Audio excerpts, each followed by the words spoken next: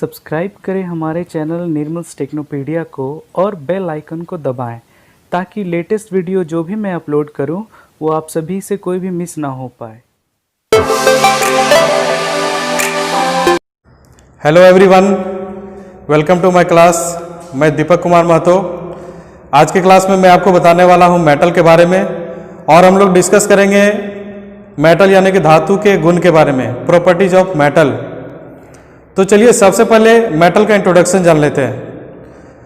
Metal यानी कि धातु एक खनिज पदार्थ है जिसे खानों से निकाले गए कच्चे पदार्थ को साफ करके अलग अलग विधियों द्वारा उसे प्यूरिफाई करके मेटल प्राप्त करते हैं और उसे हम लोग यूज करते हैं। और इंजीनियरिंग क्षेत्र में धातु का बहुत महत्वपूर्ण योगदान होता है। एक कपड़े सीने वाले छोटे सुई से लेकर के रेडियो, टीवी, मशीन, पार्ट्स, बड़े बड़े हवाई जहाज, पुल, इस तरह से सारे धातु की ही बनाई जाती है।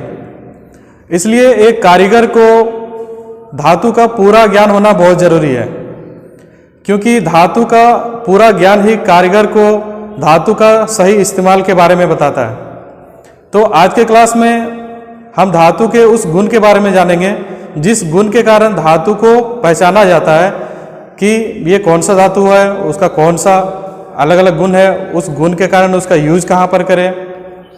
तो धातु में विशेष रूप से 3 तरह के गुण होते हैं। आपको बोर्ड में दिख रहा होगा। पहला है फिजिकल प्रॉपर्टी, यानी कि इसे हम लोग भौतिक गुण बोलते हैं। दूसरा है मैकेनिकल प्रॉपर्टी, यानी कि यांत्रिक गुण। और तीसरा है केमिकल प्रॉपर्टी, यानी कि रासायनिक गुण। तो चलिए सभी प्रॉपर्टी को हम लोग बारी बारी से जानते हैं। सबसे पहले जानते हैं फिजिकल प्रॉपर्टी। धातु का वैसा गुण जो धातु में प्राकृतिक रूप से हो, मतलब कि प्रकृति उसको प्रदान करे। सपोज दैट, एक एग्जांपल के थ्रू मैं आपको समझा रहा हूं कि हमारी जो बॉडी है, हमारे बॉडी में जो हमारा स्किन है उसका कलर है, हमारे दांतों का कलर है, हमारा वेट है, उस तरह से हमारे बॉडी को भी प्रकृति ने जो जो दिया है वो हमारा प्राकृतिक गुण कहलाता है, यानी कि फिजिकल प्रॉपर्टी। उसी तरह से धातु में भी होता है कि धातु में भी कुछ गुण होते हैं जो कि प्रकृति से प्राप्त होते हैं और ये गुण उसमें स्थायी रूप से होते हैं, यानी कि परमानेंटली होता है, उस गुण को चेंज नहीं किया जा सकता है। चलिए जानते हैं कि धातु में कौन कौन से फिजिकल प्रॉपर्टी यानी कि भौतिक गुण कौन कौन से होते हैं। सबसे पहला है कलर।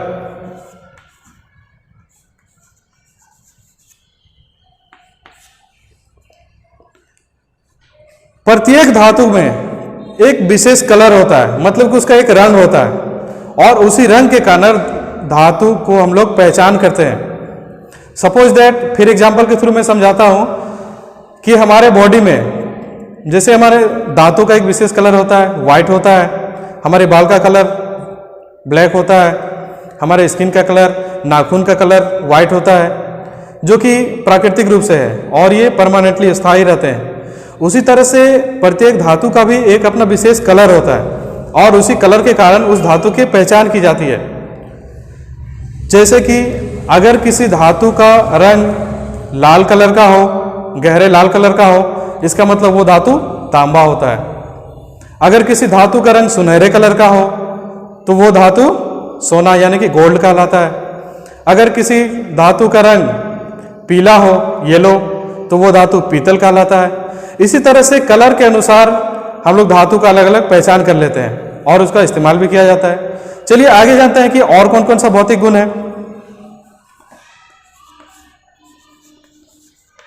वेट, यानी कि भार।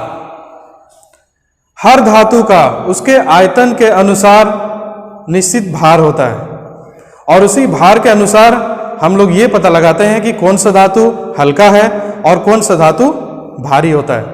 जैसे कि लीड यानी कि सीसा जिसे हम लोग बोलते हैं, वो भारी ज़्यादा होता है, मतलब कि वो सबसे भारी धातु होती है।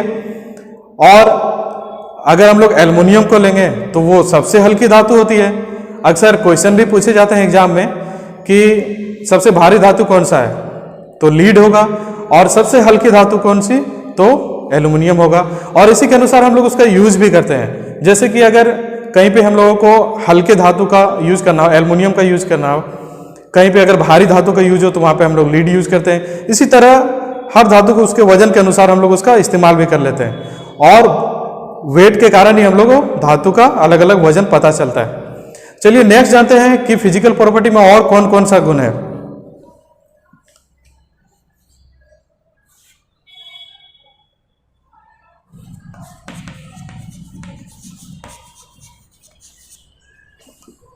स्ट्रक्चर यानी कि संरचना।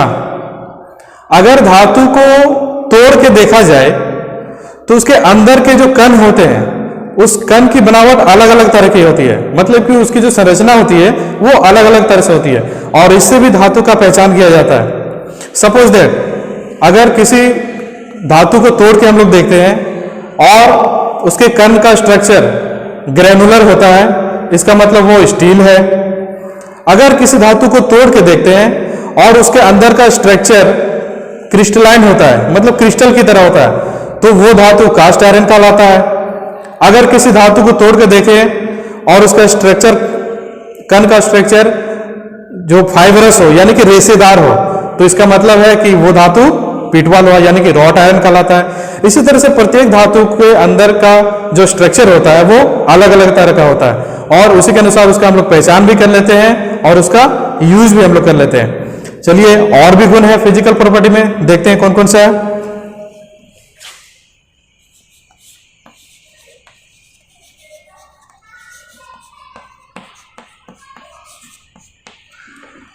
कंडक्टिविटी यानी कि चालकता।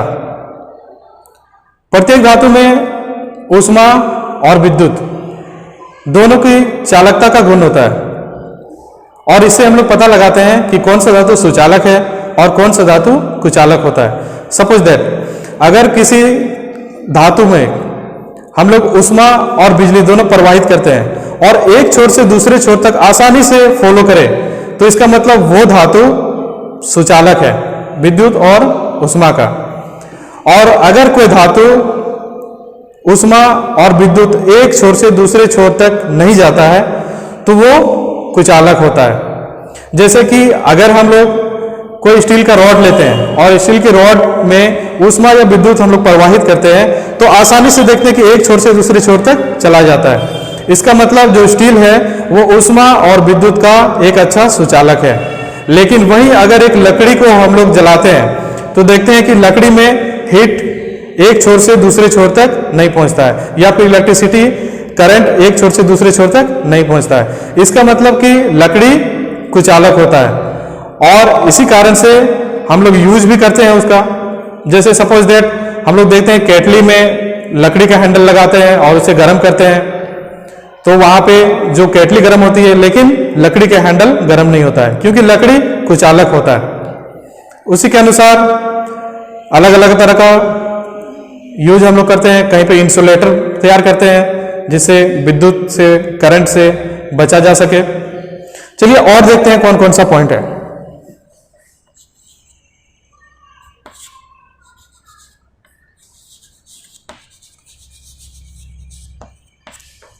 मैग्नेटिक यानी कि चुंबकता।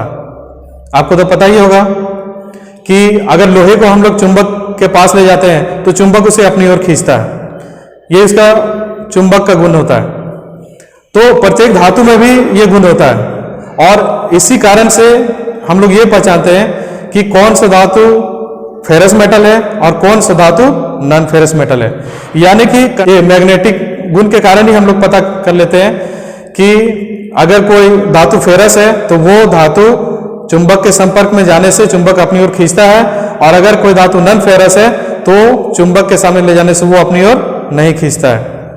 तो इस तरह से फिजिकल प्रॉपर्टी यानी कि जो भौतिक गुण है वो धातु में परमानेंटली उसमें पाए जाते हैं। एक और है फ्यूजिबिलिटी।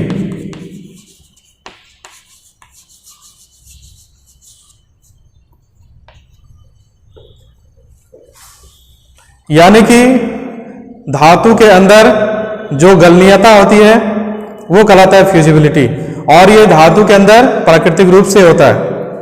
मतलब कि अगर धातु को हम लोग गर्म करते हैं तो एक निश्चित तापमान में जाने के बाद वो अपनी अवस्था को बदल लेता है। यानी कि ठोस अवस्था से द्रव अवस्था यानी कि लिक्विड फॉर्म में वो आ जाता है।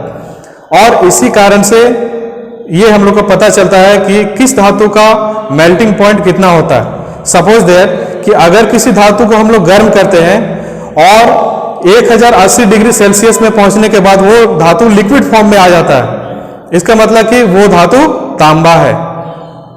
अगर किसी धातु को हम लोग 230 डिग्री सेल्सियस में गर्म करते हैं वो लिक्विड फॉर्म में आ जाता है, तो इसका मतलब वो धातु टीन कहलाता है।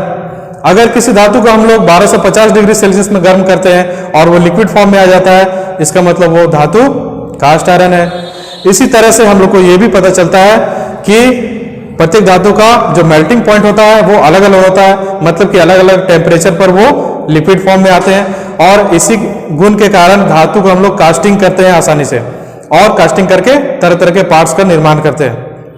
तो इस तरह से धातु का ये हो गया। जैसा कि आज के क्लास में मैंने आपको मेटल के फिजिकल प्रॉपर्टी के बारे में बताया और उम्मीद करता हूँ आपका समझ में भी आया होगा। नेक्स्ट क्लास में मैं आपको बताऊंगा मेटल के मैकेनिकल प्रॉपर्टी के बारे में और केमिकल प्रॉपर्टी के बारे में। और ये चैप्टर बहुत इंपॉर्टेंट है, इसलिए इस चैप्टर को ध्यान से और पूरा देखिएगा। और अगर आपको वीडियो पसंद आए तो लाइक एंड शेयर करना ना भूलें।